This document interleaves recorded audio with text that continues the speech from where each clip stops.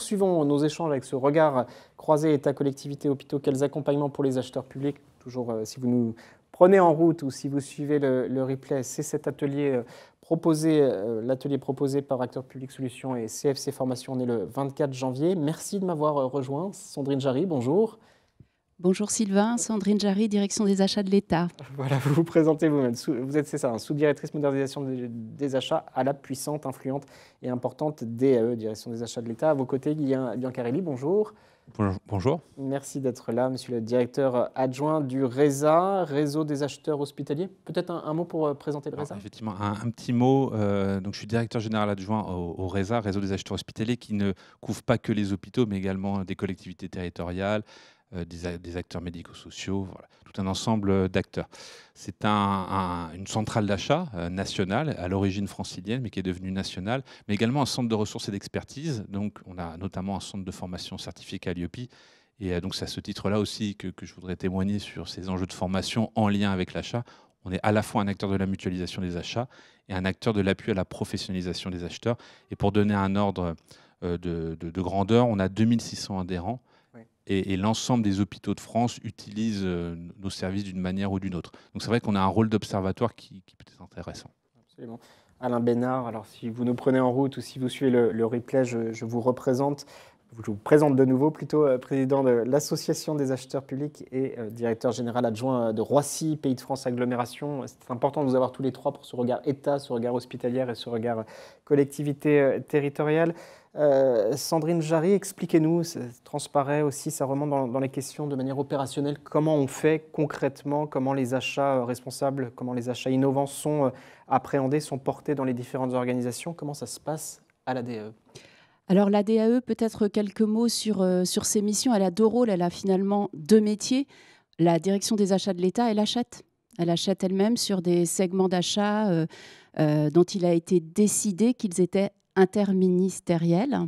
Et la direction des achats de l'État, par ailleurs, elle conseille, elle accompagne les acheteurs des ministères et des établissements publics. La masse achat, je le rappelle, ministère, établissements publics, hors défense et sécurité, on parle de 40 milliards d'euros. À peu près 20 et 20 par an, 20 côté ministère et 20 côté établissement public. Donc comment on fait?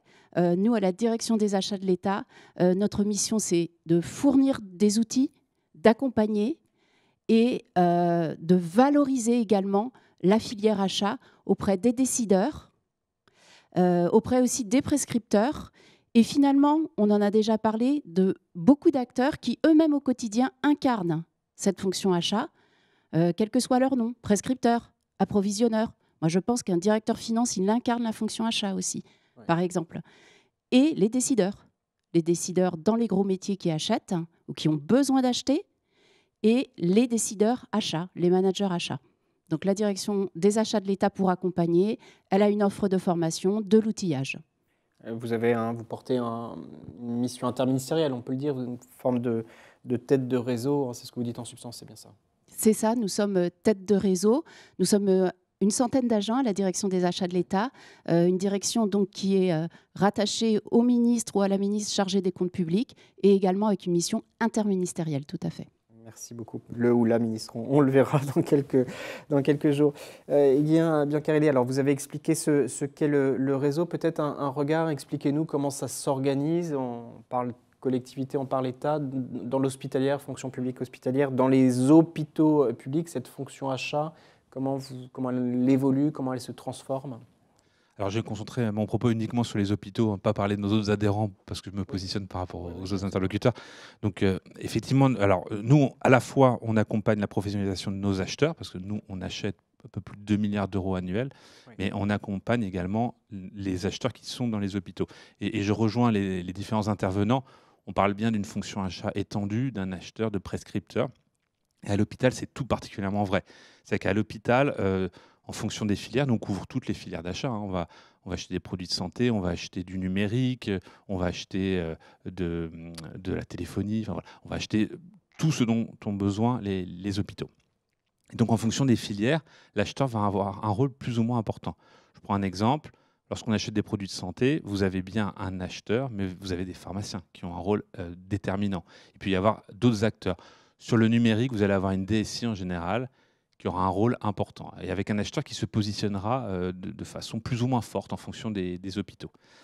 Et alors, pour parler un peu des grandes tendances qu'on observe là, très rapidement, le grand message qu'on assène au RESA, c'est la performance globale. Pour nous, c'est au niveau de l'hôpital, c'est ça qu'on ressent. C'est-à-dire qu'on est passé, on avait un grand programme ministériel qui s'appelait le programme phare, qui était principalement orienté sur, il faisait du gain économique, beaucoup de gains économiques, pas que, mais beaucoup de gains économiques. Et là, on a vraiment senti une bascule. On est en train d'entrer dans la notion de performance globale. Alors, c'est quoi la performance globale? Ça va être intégrer, par exemple, les enjeux de responsabilité sociétale. Il y a 3 piliers, on en a déjà parlé, hein. C'est l'environnement, c'est le social, c'est l'économique au-delà du prix. Le soutien au TPE-PME, des délais de paiement raisonnables pour les fournisseurs, etc. etc. Donc ça, évidemment, ça change radicalement le métier de l'acheteur. S'il est obligé d'aller vers la performance globale, s'il doit intégrer dans ses objectifs tous ces enjeux de responsabilité sociétale, ça bouge beaucoup. Et autre élément, mais ça c'est une tendance de fond, c'est un petit peu ce qu'on a tous dit, hein, c'est le décloisonnement. C'est-à-dire que l'acheteur, son profil évolue, c'est ce qu'on disait juriste, pas juriste, et c'est l'ouverture vers les autres services. On parlait des prescripteurs. C'est compliqué pour un acheteur, un directeur achat hospitalier par exemple, de ne pas être en mesure de travailler avec les prescripteurs. Donc, il doit travailler en gestion de projet. Autre exemple, c'est compliqué pour un acheteur hospitalier moderne de ne pas traiter la relation fournisseur responsable. Il y avait historiquement, en tout cas certains acheteurs avaient presque de la peur vis-à-vis d'un dialogue avec un fournisseur. Et là, on bascule dans quelque chose qu'on appelle la relation fournisseur responsable, qui fait aussi partie de la responsabilité sociétale et qui conduit à avoir des dialogues. Et j'ai un exemple en tête, par exemple, c'est au CHRU de Nancy, on a un collègue très très bien et qui a mis en place des webinaires d'échanges avec les fournisseurs, et derrière, il a gagné en performance. Voilà. Donc c'est quelques exemples pour vous voyez, il y a des grands changements qui sont en cours dans les hôpitaux français. Ça se passe maintenant et ça va accélérer en 2024. Alain Bénard, il y a alors peut-être en prolongement, si vous voulez réagir à ces propos, et puis une question dans le chat sur le fait que dans les collectivités, il y a quelques 36 000, plus de 30 000 collectivités territoriales. La très grande majorité de ces collectivités sont de petites structures. Comment on appréhende cette évolution de la mission achat public sur ces missions quand la plupart des collectivités sont très petites? Comment ça se passe? Il faut mutualiser comment ça s'organise? Plusieurs cordes à l'arc de l'acheteur ou le triple monstre du pâtissier, c'est-à-dire que, et notamment pour les petites communes que vous évoquez, avec 90% de ces mêmes communes, des 36 000 font moins de 2 000 habitants. Et l'acheteur public, c'est le secrétaire général de mairie pour une commune de moins de 3 000 habitants ou de directeur général des services au-delà de 3 000. Peu importe le titre, mais il doit toucher à tout. Et c'est pour cela qu'on invite, et l'association aussi peut être un recours, mais comme d'autres associations d'acheteurs, eh bien que l'on invite à ces personnes à qu'elles ne soient pas toutes seules. Cela signifie des formations, cela signifie au quotidien de ne pas hésiter à nous solliciter, à regarder aussi maintenant technique moderne, Internet, et c'est l'acheteur 3.0 qui intervient pour éclairer les propositions, les décisions des élus de ces petites et moyennes communes. Après, la formation de l'achat, elle devrait être permanente. Les programmes se sont améliorés, les programmes se sont aussi adaptés aux situations. Le plus difficile, c'est de continuer la formation et d'être motivé dans celle-ci.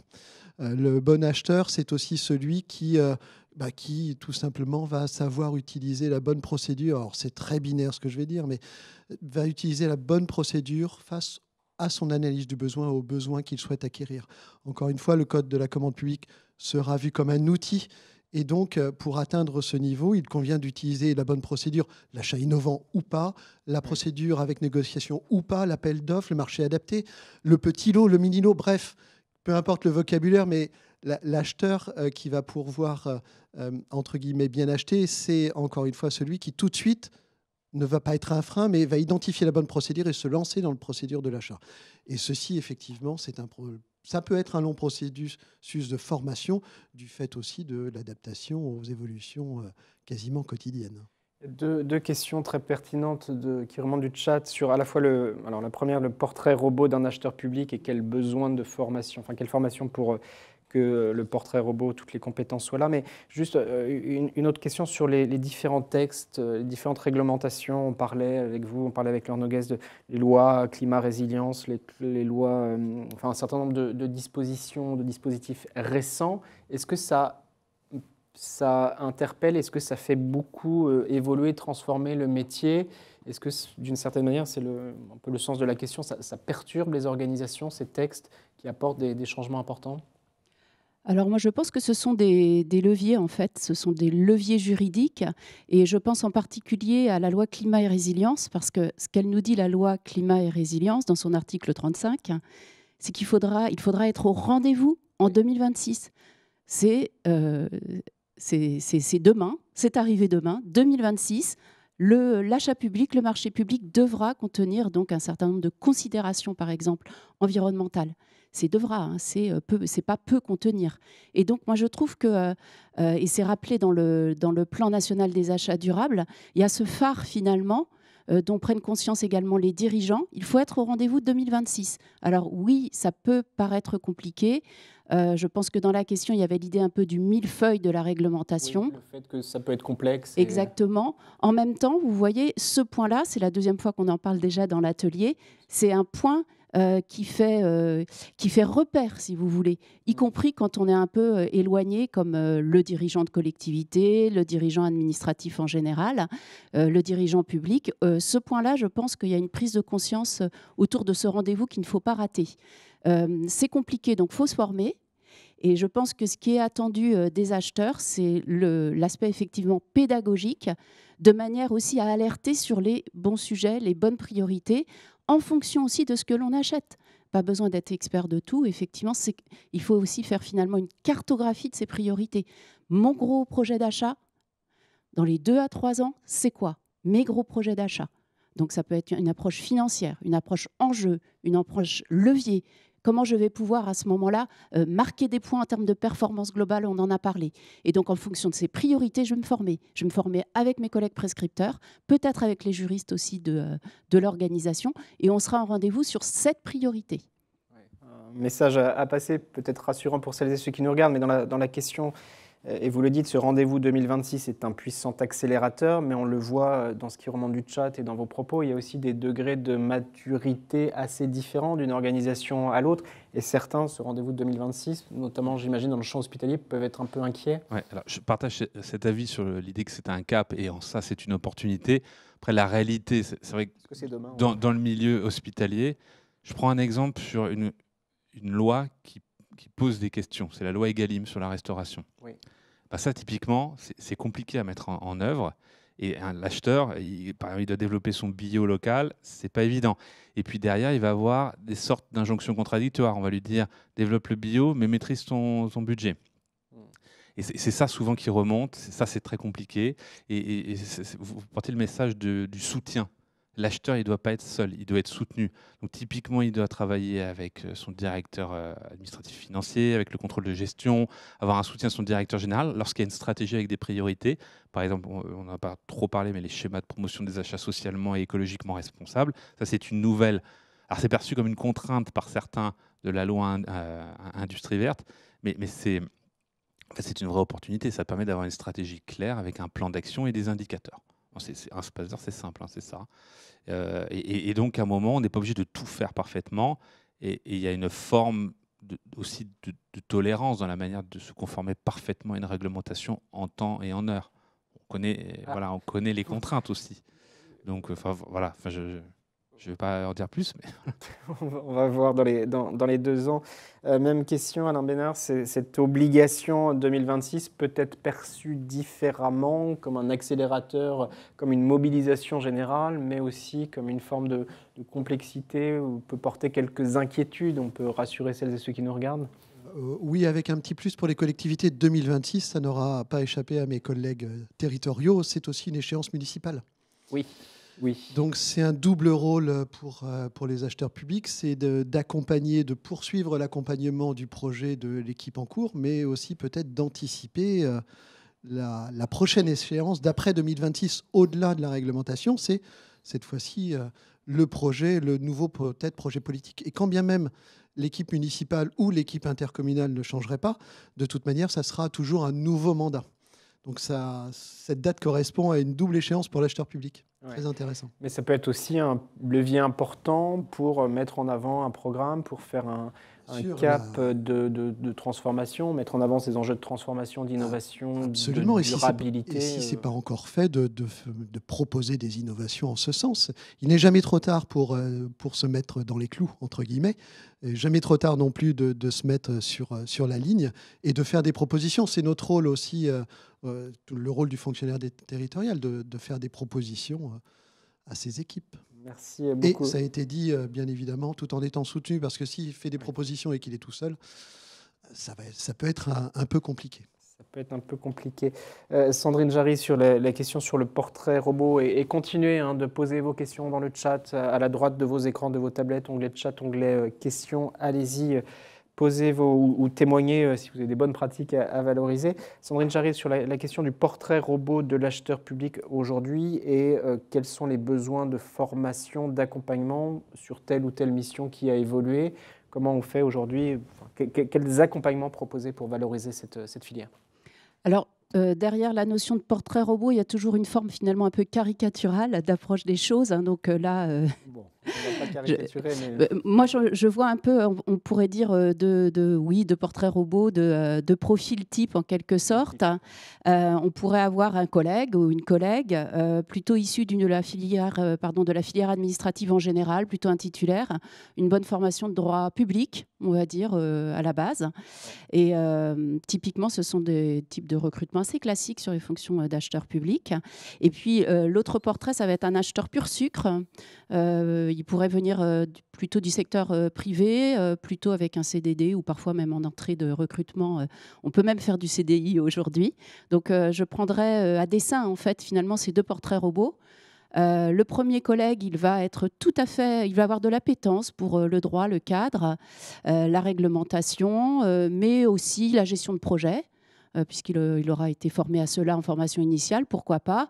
Et puis, également, le développement, pourquoi pas, s'il vient aussi d'études d'économie de la relation fournisseur avec les contraintes du fournisseur, si il a eu également des éléments sur ce point. Donc, ce collègue-là, peut-être qu'il va chercher ou qu'il faudrait chercher à le faire évoluer vers des compétences moins commande publique, plus achat, ensemblier, également développeur de la relation avec les prescripteurs, et puis peut-être un peu plus d'analyse économique, voire économétrie, comment se forme un prix, etc. Donc là, vous voyez un peu la palette.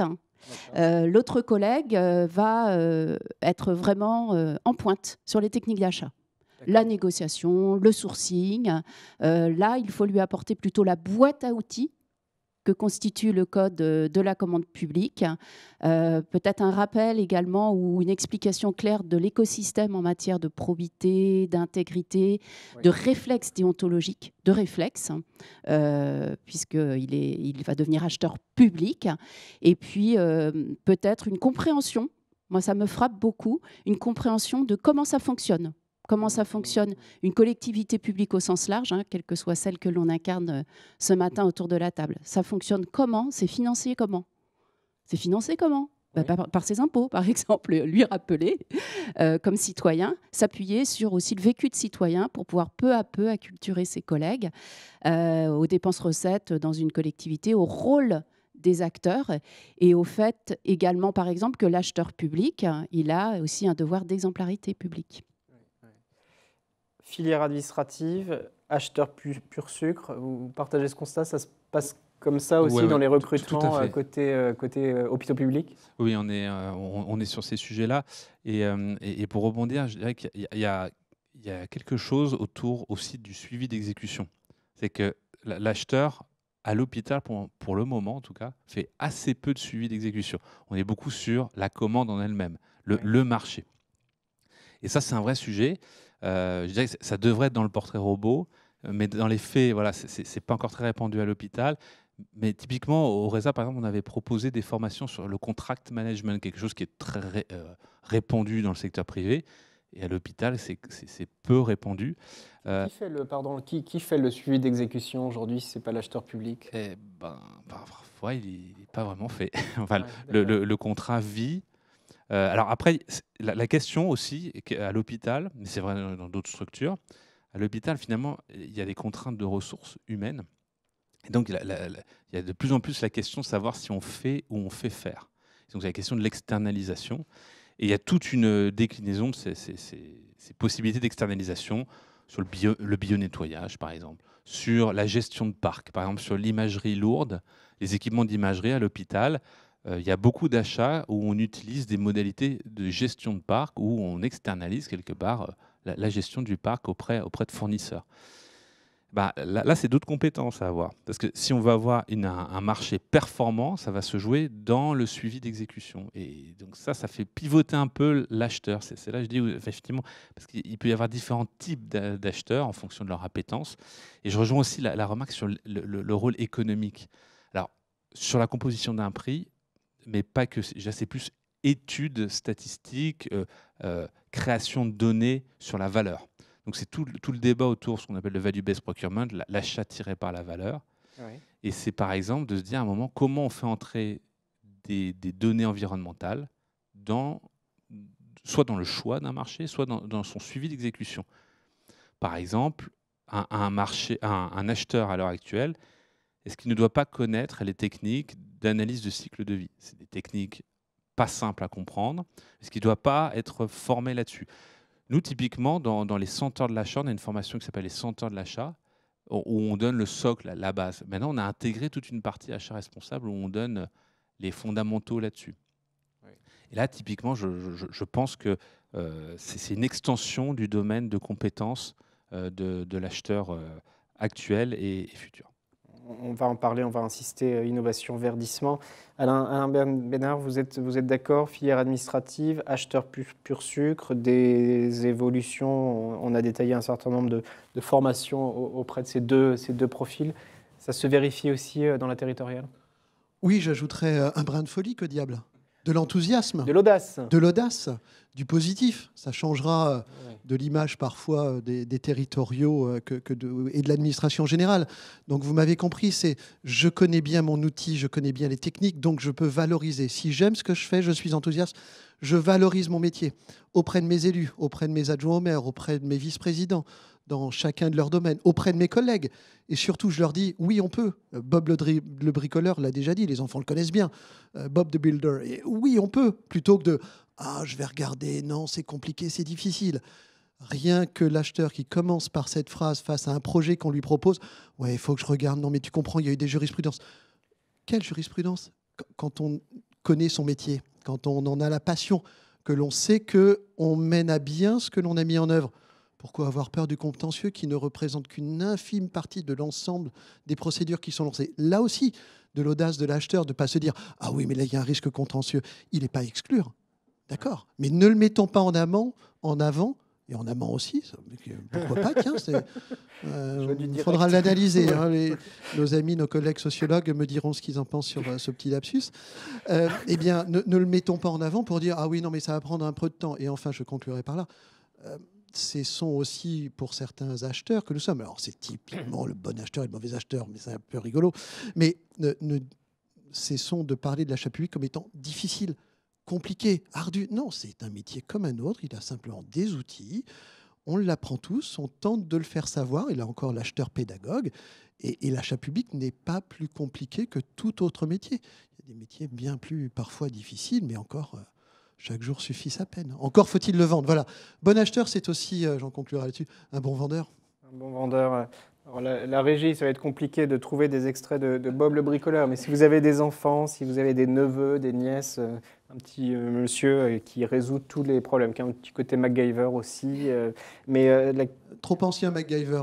Faisons du neuf, 21e siècle, même si j'ai un peu de barbichette. On va être du neuf. Là aussi, l'acheteur, toujours à jour, même si il est un petit peu ancien. Disons que MacGyver était plus en réaction qu'en anticipation. Mais bon, c'est un autre sujet. Peut-être, et c'est important sur ces enjeux, alors vous dites audace, vous le dites en souriant, mais ça porte des enjeux de leadership, clairement, de savoir-être, d'embarquer les équipes, et par extension aussi d'attractivité de la fonction, d'attractivité du secteur public, parce que ces missions existent dans le secteur privé. Comment on fait, comment on compose avec ça, comment on l'intègre dans l'accompagnement, dans la formation, on va dire, cette problématique de leadership? Alors, je trouve que c'est une très bonne question, puisque si l'acheteur a ses capacités de leadership, il va être repéré dans l'organisation, pour rebondir sur ce que disait M. Bénard. Il va être vu comme une ressource, en fait, une ressource pour faire réussir les projets, quels qu'ils soient. Il faut faire avec lui, il ne faut pas se priver de ses talents. Donc, un acheteur qui aurait ce type de leadership, c'est une façon de faire réussir l'équipe. En même temps, c'est un leadership qui doit être modeste parce qu'il doit répondre à toutes ses injonctions, répondre à tous ses objectifs et s'il veut pouvoir prendre des risques, il faut pouvoir globalement que l'écosystème accepte ce qu'on appelle le droit à l'erreur. Au moins le droit à l'erreur, voilà, exactement. Diffuse, hein. Et le fait que l'achat et l'achat public n'est pas une science exacte. Voilà, il faut être au bon moment, au bon endroit, à un moment d'un projet d'achat qui va s'incarner dans un marché, une consultation publique, et puis ensuite, même si on a pris plein de précautions, on s'est renseigné en amont, ça marche pas, c'était le bon moment, il n'y a pas d'offre adaptée, ça peut arriver. Et puis, l'erreur est humaine et l'acheteur est humain. Donc, il fait parfois aussi des erreurs. C'est accepté, ça, à Bercy, cette expression de droit à l'erreur qui était tabou il y a une dizaine d'années, qui infuse maintenant la décision publique, mais sur ces enjeux-là, oui. Alors, à Bercy, comme dans les autres ministères ou établissements publics, je pense que si on veut réussir, il faut finalement avoir cette forme d'humilité, encore une fois, donner le meilleur, se donner toutes les chances en ayant des acheteurs qualifiés qui ont du leadership, les intégrer dans les équipes projets.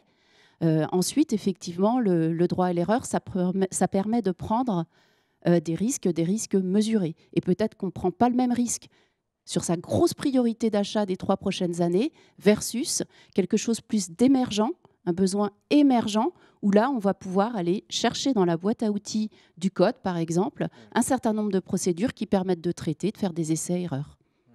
Une dizaine de minutes d'échange encore, et puis on basculera sur la dernière séquence, les formations, les nouvelles formations pour les acheteurs publics. Allez-y, continuez de poser vos questions, Guy Biancarelli, sur cet enjeu d'audace, de leadership, de droit à l'erreur. Ça s'explique, ça se transforme, enfin, ça se concrétise, pardon, je vais y arriver, en formation, en accompagnement. Ouais, alors déjà, c'est vrai que cette question du leadership est essentielle, et on l'a dit, un bon acheteur, c'est un acheteur qui travaille de façon décloisonnée avec les prescripteurs, avec les autres directions, avec les fournisseurs, avec les acteurs du territoire, par exemple, quand on a des démarches d'impact territorial. Donc, si on n'a pas de leadership, c'est compliqué. Il existe des formations où on peut apprendre des techniques. Voilà, ça s'apprend bien, en fait. Donc, il ne faut pas hésiter. Et je dirais aussi que je pense qu'on est à une époque où finalement, l'acheteur, il n'a jamais été aussi privilégié. Enfin, il n'a jamais eu autant de potentiel devant lui qu'à notre époque. Parce qu'on a différents phénomènes, je trouve. On a eu déjà la période Covid où on a pris conscience de l'enjeu de la sécurisation de l'approvisionnement dans le champ de la santé. Oui. Vous imaginez à l'hôpital, le poids de l'achat, on a enfin compris. D'ailleurs, tous les sujets achats ont monté en stratégie. Nous, on a vu, même au Resa, on a vu nos niveaux d'interlocuteurs augmenter partout, dans tous les ministères, au niveau de l'Élysée, dans certains cas, parce qu'il y a une prise de conscience de l'enjeu stratégique autour de l'achat. Il y a eu également autour de tout ce qui est responsabilité sociétale, hein, enfin, on le sent autour de nous, hein, les décideurs sont de plus en plus sensibilisés, les plans se structurent au niveau de l'État. Donc ça, on sent vraiment qu'on est en train de basculer sur quelque chose de nouveau. Ouais. Et là, l'acheteur, en fait, il a un rôle déterminant. Il y a un rapport qui a eu beaucoup d'impact sur les décideurs publics, c'est le rapport du Shift Project, ouais. Notamment celui sur différents secteurs, mais il y en a un sur la décarbonation du système de santé. Ouais. Et il y a un graphe qui est passionnant dedans, et on voit grosso modo, hein, en synthétique, que les leviers d'optimisation passent à plus de 50% par les achats. Voilà. C'est que si on veut réduire son empreinte carbone, autant commencer par les achats. Voilà. Et si on commence déjà par les produits de santé aussi, on va couvrir le gros du pourcentage. Donc si on fait un Pareto et qu'on veut cibler ces impacts, hop, on part là-dessus. Et donc l'acheteur, oui, il est absolument déterminant et donc il a tout pour devenir un leader. Il a tout pour devenir un leader parce que je trouve voilà, qu'il est de plus en plus reconnu. Moi, j'aimerais encore qu'il soit encore plus reconnu. On y contribue ce matin. Voilà, exactement, et merci. Mais voilà, c'est clair qu'un bon acheteur a une capacité d'impact phénoménale, en fait. Ouais, faut le dire. Voilà, vous êtes des super ambassadeurs du métier. Encore quelques minutes d'échange en prolongement. Alain Bénard, il y avait une question en amont d'ailleurs, une personne du Nord qui posait la question du rôle pour le verdissement de l'action publique. Donc on vient d'en parler, les textes, les lois récentes, mais aussi pour diffuser de la culture de l'innovation. Voilà, ça fait partie aussi de la palette de compétences, ça fait aussi partie des leviers, innover, contribuer à transformer l'action publique. On a parlé d'efficacité globale tout à l'heure, mais aussi de nouvelles pratiques innovantes qu'on peut tester, expérimenter et diffuser. Oui, tout à fait. Encore faut-il que l'acheteur puisse connaître son bassin économique ou son bassin d'emploi pour mettre en œuvre notamment les procédures innovantes. Ouais. Et lancer des procédures qui permettent cet achat innovant afin qu'il y ait des opérateurs économiques en face. Cela signifie encore une fois, pour l'acheteur, c'est une autre phase que l'association promeut, c'est la rencontre. Ça a été dit non seulement auprès des opérateurs économiques, mais ça peut être la rencontre aussi auprès des acteurs associatifs des territoires pour se faire connaître et reconnaître en même temps l'ensemble de ces mêmes acteurs. Et à ce moment-là, l'innovation peut apparaître en fonction des besoins. Et là, de se dire, ah bah oui, s'il y a tel besoin dans ma collectivité, de par le sourçage que j'ai effectué auprès d'opérateurs économiques, je sais qu'il va peut-être y avoir une TPE, une très petite entreprise qui va pouvoir répondre, ou une petite et moyenne entreprise, ou pourquoi pas un micro-entrepreneur, peu importe. Mais là encore, le champ de l'innovation va être possible si l'acheteur a fait une démarche d'appréciation de son territoire et très basiquement dans quel bac à sable, dans quel terrain de jeu j'opère. Ouais. Cet acheteur, on parlait à l'instant aussi de son positionnement et de son leadership. J'ajouterais pour les collectivités de bien faire attention à l'organigramme. Et le positionnement de cet acheteur dans l'organigramme va être très important pour pouvoir le hisser vers le haut. À quelle direction est-il rattaché ? A-t-il un adjoint au maire en charge des achats ? C'est aussi un signal fort de la commune ou de l'établissement public que d'avoir un élu en charge de l'achat public. Voilà, toutes ces petites choses. Et y compris, vous me parliez, on évoquait l'innovation. Là encore, si un élu a en charge l'innovation, signal fort, et donc l'acheteur peut s'élever avec ce signal fort et se mettre en avant. Et là, c'est la voie royale. Vous le voyez monter de manière quantitative des maires adjointes en charge de la commande publique, en charge de l'innovation de la commande publique ? Il y en a, c'est au gré des volontés politiques, peu importe la couleur, mais encore une fois, c'est une question d'équipe,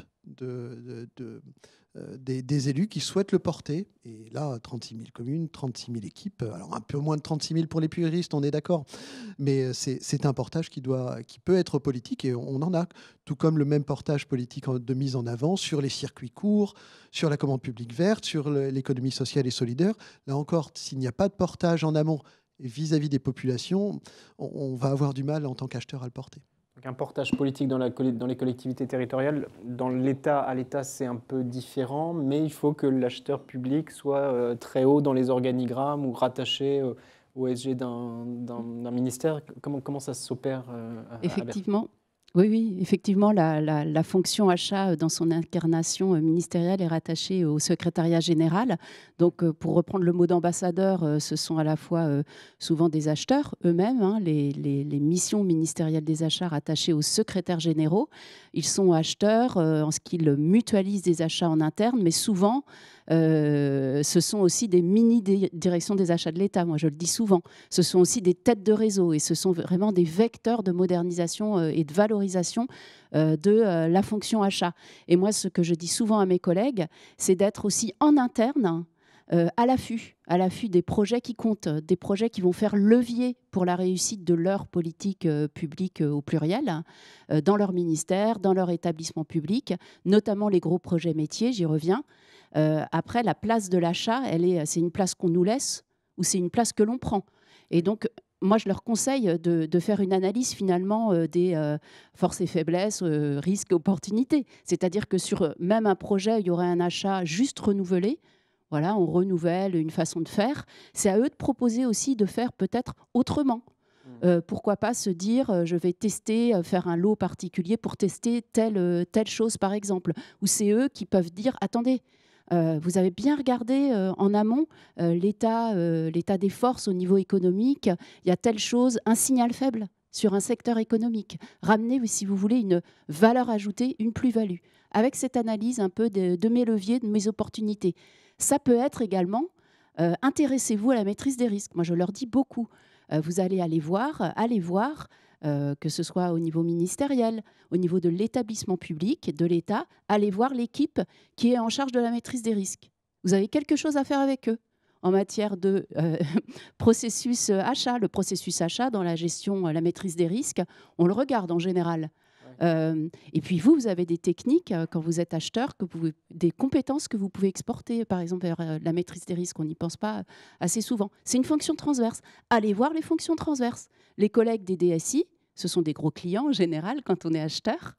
Ce sont des gros clients, ce sont aussi des alliés. Parce que eux aussi, ils ont cette vision transverse. Comme les budgétaires. Le budget, c'est vraiment très transverse. Eh bien, en fait, il faut dans l'organisation faire passer le message que la fonction achat, elle est transverse. Elle est transverse et elle est stratégique. Si on arrive à cela, on a gagné. Je suis très content de vous avoir tous les trois. Vous êtes très... Hein ? On est à fond. Oui, vous êtes à fond. Encore quelques minutes d'échange. Je ne sais pas, la régie, si les intervenants d'après qui interviennent depuis les territoires sont déjà connectés. Faites-le moi savoir dans l'oreillette. Sur l'aspect organigramme, dans les hôpitaux publics, c'est aussi un message qu'on passe. Les acheteurs publics sont... Alors, on parlait du rattachement au SG dans la plupart des ministères. Voilà, c'est un message fort et ça permet ces alliances. Enfin, on rejoint les enjeux de leadership et d'audace et de prise d'initiative. Dans les hôpitaux. Ça frémit un peu, mais je dirais que ce n'est pas encore au niveau qu'on souhaiterait tous atteindre. Hein. Pour moi, le directeur achat, c'est un acteur extrêmement stratégique qui devrait être vraiment à un haut niveau dans l'organigramme. Donc ça varie, mais notamment dans les CHU, dans les très gros établissements hospitaliers. Oui. Il peut y avoir une tendance à ce que ça baisse un petit peu dans l'organigramme. Mais il y a quand même une évolution par rapport aux tendances dont je parlais sur le fait que la fonction achat est vue de façon plus stratégique. Je voulais juste revenir brièvement sur l'innovation qui a été abordée, parce qu'il y a une petite spécificité sur la santé. J'étais il n'y a pas longtemps à la journée de l'innovation en santé qui a été organisée par la Direction générale de l'offre de soins, la délégation du numérique en santé et la Direction générale de l'État. Et là, typiquement, ce qu'il en ressortait en 2 mots, c'est que il y a plein d'outils dans le code. Voilà. Le code, c'est ce qu'on disait, hein, c'est plein d'outils. Il y a notamment 6 procédures qui permettent de faire de l'achat d'innovation. Mais dans les faits, c'est très peu utilisé. Ouais. C'est très peu utilisé. Dans les hôpitaux, alors, on fait de l'innovation. Parce qu'on sait pas. Il y a à la fois, il peut y avoir ça, il peut y avoir des aspects de formation. Donc il y a un guide qui a été produit par la DGOS, la Direction générale de l'offre de soins, par exemple, qui est très bien fait. Mais il n'est pas toujours bien lu. Voilà. Et surtout, je dirais, au-delà, parce que les acheteurs sont globalement quand même très compétents, il y a la crainte. Parce qu'il y a notamment une procédure en dessous des 100 000 où on peut acheter sans mise en concurrence, ou très, très, très, très, très allégé. Mais il faut quand même qualifier ce qu'est l'innovation et il y a une toute petite ambiguïté. Et c'est typiquement la discussion qu'on avait sur la peur du contentieux. Et à un moment, on se cache derrière c'est du détail, et effectivement, on en perd l'audace. Moi, je suis assez d'accord. Il faut un peu plus d'audace. Les risques contentieux sur les achats d'innovation, ça peut exister, hein, mais à un moment, qualifier l'innovation, c'est pas non plus... je pense que c'est faisable, quoi. On peut se couvrir facilement. En tout cas, voilà, dans la santé, il y a énormément d'innovation. Ça pullule, ça foisonne. Il y a beaucoup d'acteurs, mais l'acheteur, je pense, n'a pas encore pris tout le potentiel de sa place sur l'innovation. Et ça peut être passionnant comme sujet. Ça frémit. J'aime bien l'expression. Quelques questions pour conclure nos échanges à une dame. Katharina, je vous salue. Pouvez-vous nous conseiller des outils pour bien appréhender le marché fournisseur ? Peut-être un basique, des études sectorielles sur l'état du marché. Je ne vais pas citer un opérateur économique, une entreprise qui vend ce type d'études. Donc oui, ça peut ça peut être ce type de choses. C'est assez classique, mais moi je trouve ça assez probant. Le bon acheteur est un bon vendeur. Bien, le bon acheteur, il peut aussi peut-être se doter des outils qu'utiliserait un service client, marketing, offre commerciale d'une entreprise. Quel est l'état du marché? Moi, je trouve que c'est intéressant ce type de monographie d'études sur l'état des lieux du marché au sens économique, par exemple, sur la maintenance bâtimentaire, sur tout type de domaine. Hein. Donc, un aspect, oui, documentaire, ça fait un peu à la papa, mais je trouve qu'il faut pas s'en priver. Et en se mettant dans les mains de documentalistes. C'est-à-dire, c'est pas je vais sur le grand champ infini qui est Internet, avec le risque d'infobésité. Donc, j'exprime moi-même mon besoin, par exemple, par rapport à des collègues dont le boulot, c'est d'aller chercher de l'info.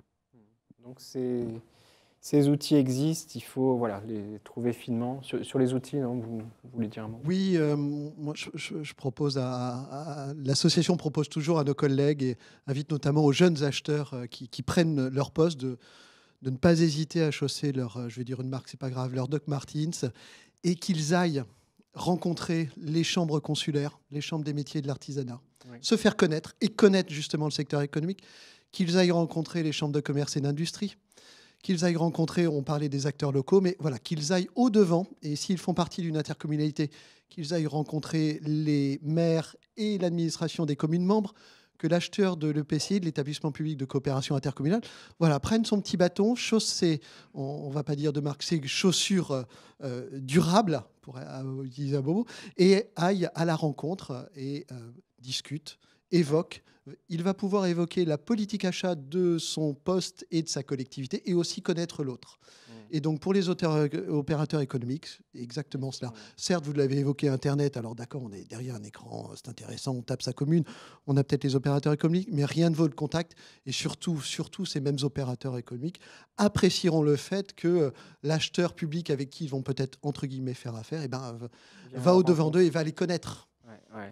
Ça rejoint ce que vous mentionniez, Sandrine Jarry. Aller à la rencontre, élaborer pourquoi pas, possiblement des stratégies qui va vous appuyer. Une dernière question que je trouve pertinente, Marc Veltman, merci de l'avoir posée. L'audace n'est-elle pas tuée par ces fournisseurs qui abusent de la judiciarisation des litiges?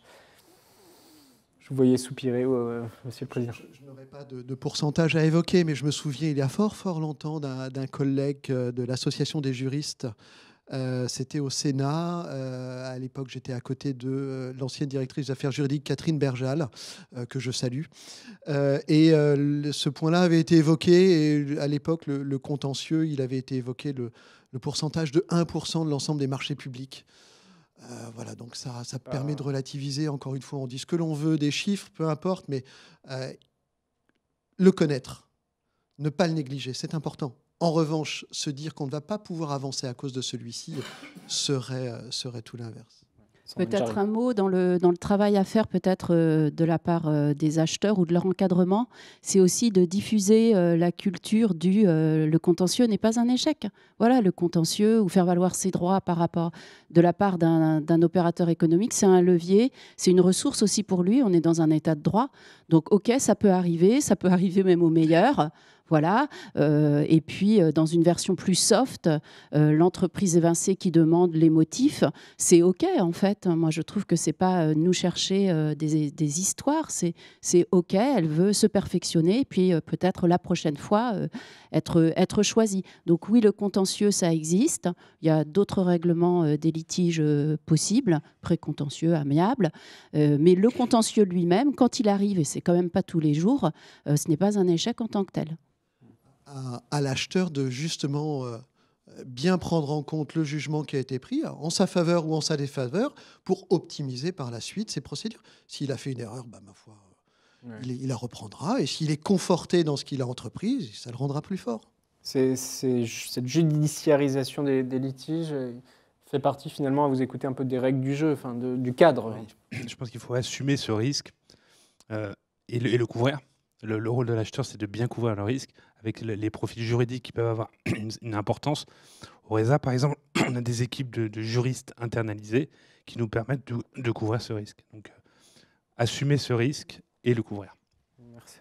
Allez-y, bien sûr. J'ajouterais pour nos collègues acheteurs, c'est pas un mal aussi, à un moment donné, de se faire épauler par un cabinet d'avocats, un cabinet d'expertise, qui va pouvoir non seulement parfois nous conseiller nous-mêmes, hein, et aussi et surtout rassurer nos élus.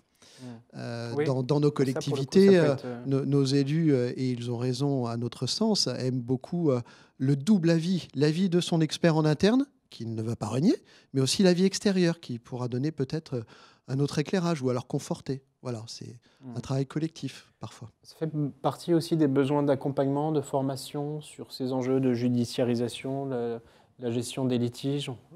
Les acheteurs ont besoin d'être formés là-dessus? Alors, ils ont besoin d'être formés et puis également peut-être d'échanger, hein. Je pense que l'échange de pratiques, ça permet aussi de se rendre compte que ça arrive à tout le monde, que telle difficulté, je ne suis pas tout seul à y faire face. Et puis finalement, quand on monte au niveau des décideurs, il me semble qu'un décideur public, quel que soit le domaine aujourd'hui, il fait des arbitrages entre un risque plutôt qu'un autre. C'est juste qu'il faut les rendre explicites et puis finalement aider l'écosystème à évoluer.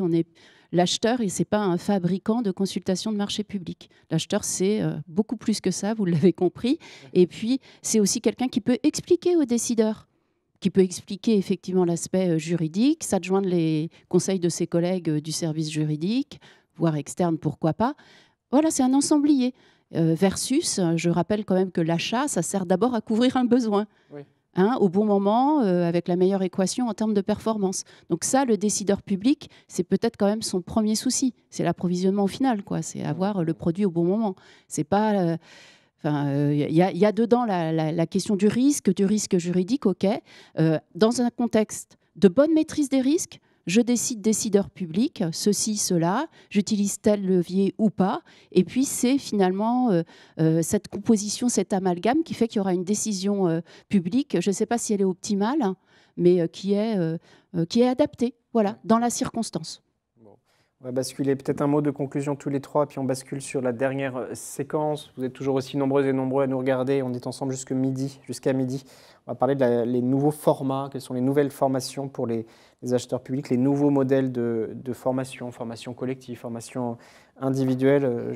On va retrouver Laure Noguès dans un instant, Amandine Collin, Vincent Dagnas qui sont en train de se connecter. Peut-être un mot de conclusion chacun. Cet échange est vraiment passionnant. On voit que ça bouge. Alors ça frémit, mais ça va frémir plus que ça à l'hospitalière.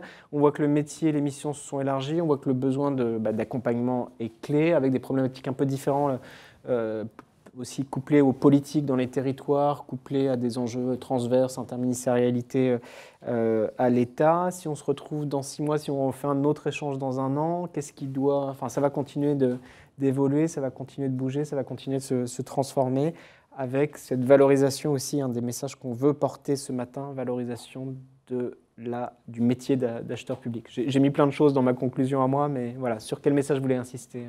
On a un métier merveilleux, l'acheteur public, qui couvre tous les champs d'action d'une collectivité, métier transversal, ça a été dit. Voilà, à nous de poursuivre en étant désormais bons pédagogues, en vendant le produit en quelque sorte, mais surtout en n'oubliant pas à chaque instant qu'on n'est qu'un maillon de la chaîne et on est surtout, pour les collectivités territoriales, au service du public et au service d'un besoin et au service de nos élus et du projet politique porté. Et surtout, sur ce point-là, donc, s'il n'y avait qu'un mot qui ne sera pas un mot mais une phrase, mais à cœur vaillant, rien d'impossible. Merci de votre écoute et merci à tous. Et on vous relaiera les initiatives de votre association avec plaisir. Votre conclusion, Sandrine Jarry, beaucoup de messages portés, mais pour celles et ceux qui nous regardent, le message sur lequel vous voulez insister en conclusion? Formez-vous. Donc, écoutez la suite de l'atelier. Formez-vous, ce n'est jamais du temps perdu. C'est vrai que c'est difficile dans l'agenda de caler une journée de formation. Oh là là, si c'est 2 journées de formation, là, ça devient vraiment difficile même à faire arbitrer le départ en formation. Voilà, vous le savez, la formation, c'est ce qui se passe aussi pendant l'intercours. Donc, vous allez rencontrer des gens qui vont vous inspirer, qui vont vous permettre de rompre une forme parfois de solitude, et ça va vous permettre de faire réseau également. Donc, chers collègues, formez-vous, continuez à vous former. Je vous inviterai au prochain atelier en co-animatrice, puisque vous faites la transition parfaitement. Allez, à vous le mot de la fin sur cet échange. Ian Biancarelli, monsieur le directeur adjoint du RESA. Eh ben, effectivement, moi, ce que je disais, c'est que l'acheteur... il sert la performance globale et de plus en plus. On se retrouve dans 1 an, je pense que c'est une tendance de fond. Il y a beaucoup de sens derrière tout ça. Il y a beaucoup de valeur, beaucoup de sens. Donc c'est un métier qui est en mutation et qui, de mon point de vue, devient de plus en plus intéressant et impactant. Et donc la performance globale, c'est aussi plus de complexité, ça c'est clair. Mais d'où l'intérêt de se former pour pouvoir gagner un impact. Donc moi je dirais, l'acheteur qui se lance maintenant ou un acheteur qui se forme, il a un océan de possibilités devant lui et qu'il en profite, quoi. Ça n'a jamais été aussi ouvert qu'à notre époque, il me semble. Formez-vous. Voilà. Merci beaucoup. On va faire une petite coupure d'1 minute, 1 à 2 minutes, le temps d'installer la troisième séquence. Merci infiniment Sandrine Jarry, Guillaume Biancarelli, Alain Bénard d'être venus témoigner. Mini coupure 1 à 2 minutes et puis on lance la dernière séquence. Quels sont les nouveaux modèles de formation pour les acheteurs publics? Continuez à poser vos questions. Je vous retrouve en direct dans un instant. Bougez pas.